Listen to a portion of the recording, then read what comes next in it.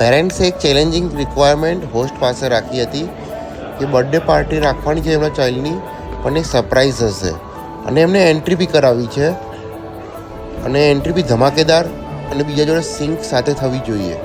અને સ્ટેજ ઉપર ચડ્યા પછી બાળકને ખબર પડે કે એની બર્થડે પાર્ટી છે ત્યારે એના એક્સપ્રેશન એમને કેપ્ચર કરવા હતા કે બાળકને કેવું ફીલ થઈ રહ્યું છે. જોઈએ એન્કર આમાં સફળ થાય છે કે નહીં.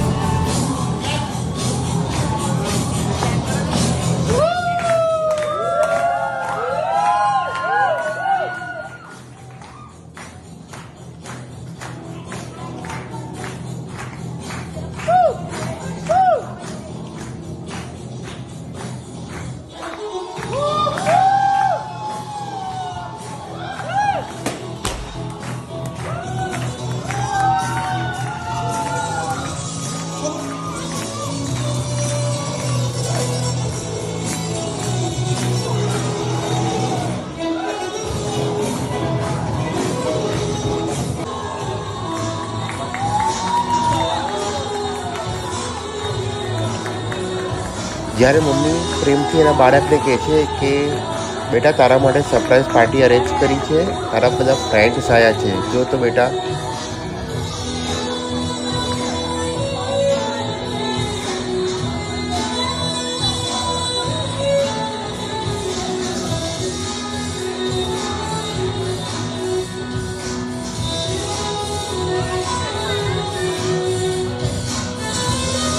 બાળક તરફથી જ્યારે મમ્મીને આ રીતે હક મળે ને તો લાગે કે અમુક વાર કે સરપ્રાઈઝ ક્રિએટ કરવી વર્થ છે.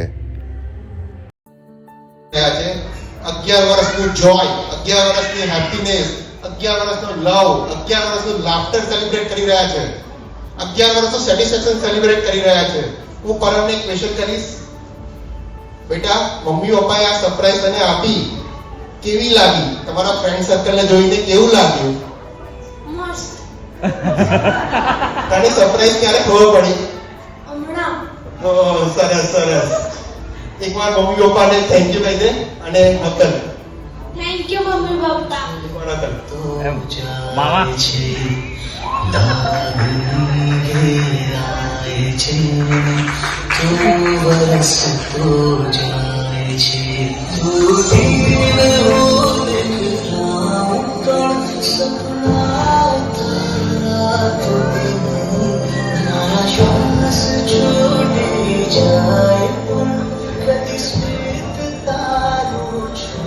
ખુલીને રાડ વાંધો નહીં. અહીં ઉપસ્થિત સર્વે મહેમાનો, ફોરમના ફ્રેન્ડ્સ, બધાને એક વિનંતી, એક સાથે આપણે ભેગા થઈને એક સોંગ ગાઈએ, બાર બાર દિન યે આયે. બરાબર? બાર બાર